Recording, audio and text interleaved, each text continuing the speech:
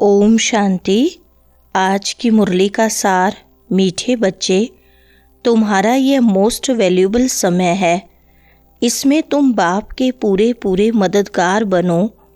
मददगार बच्चे ही ऊंच पद पाते हैं।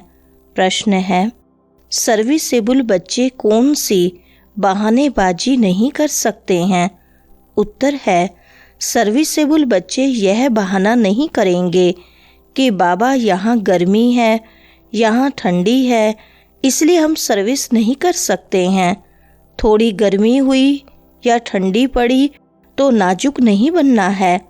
ऐसे नहीं, हम तो सहन ही नहीं कर सकते हैं। इस दुख धाम में दुख सुख गर्मी सर्दी निंदा स्तुति सब सहन करना है, बहानेबाजी नहीं करनी है। सुनते हैं मुख्य पॉइंट्स।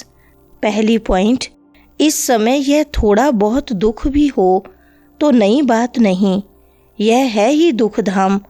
अब तुम बच्चों को सुख धाम में जाने लिए पूरा पुरुषार्थ करना है। यह तो तुम्हारा मोस्ट वैल्यूबल समय है, इसमें बहाना चल न सके। बाबा सर्विसेबल बच्चों के लिए कहते हैं, जो सर्विस जानते ही नहीं वह तो कोई काम के नहीं। यहाँ बाप आए हैं भारत को तो क्या विश्व को सुखधाम बनाने, तो ब्राह्मण बच्चों को ही बाप का मददगार बनना है। बाप आया हुआ है तो उनकी मत पर चलना चाहिए। दूसरी पॉइंट, अब बाप बच्चों को कहते हैं, मीठे बच्चे अब हमारे साथ मददगार बनो। कितना प्यार से समझाते हैं।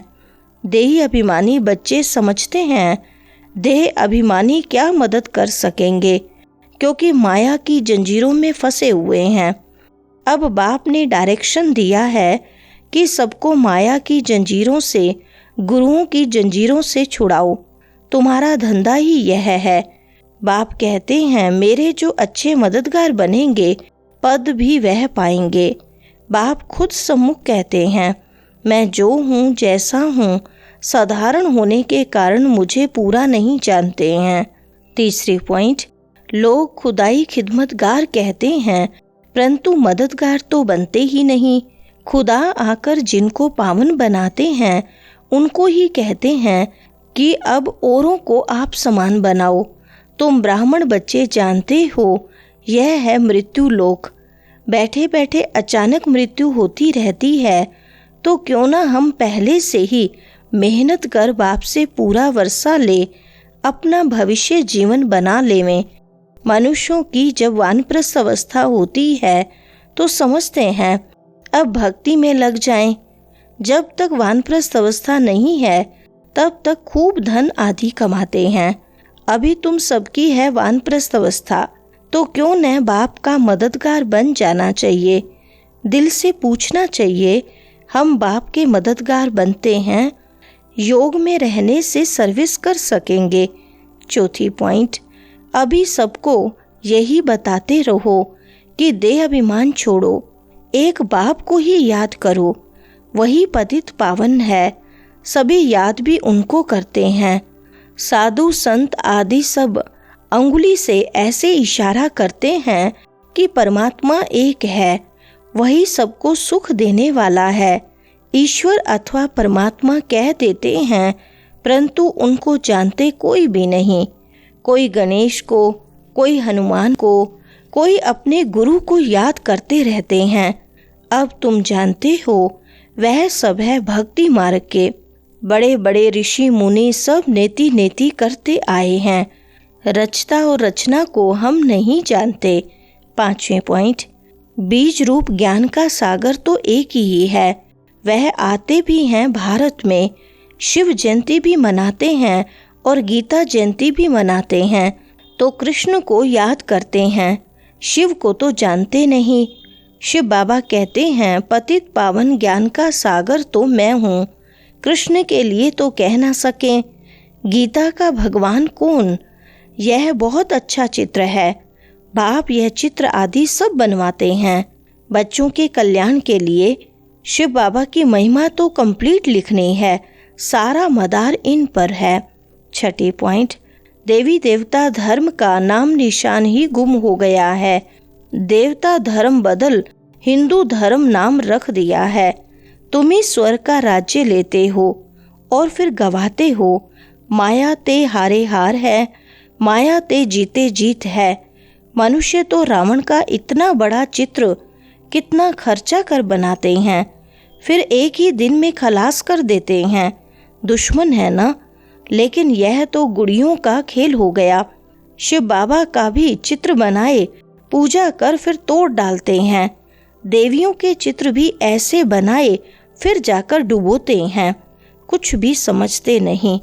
7वें पॉइंट, बाप समझाते हैं, मीठे बच्चे, विश्व का मालिक बनने के लिए बाप ने तुम्हें जो परहेज बताई है वह परहेज करो। याद में रहकर भोजन बनाओ, योग में रहकर खाओ।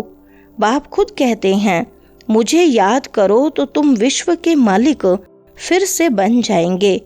अब विश्व का मालिक पूरा बनना है। Follow father mother. सिर्फ फादर तो हो नहीं सकता।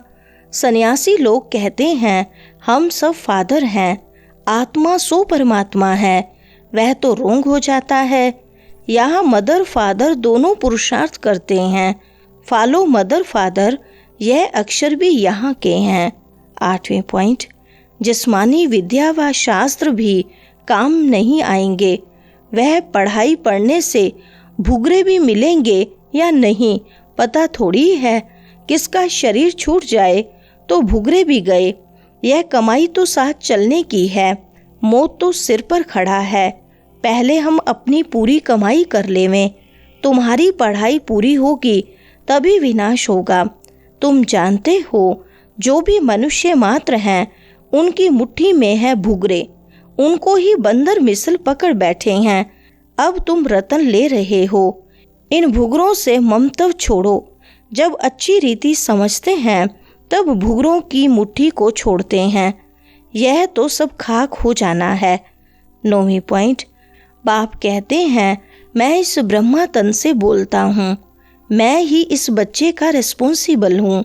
तुम हमेशा समझो शिव बाबा बोलते हैं, वह पढ़ाते हैं।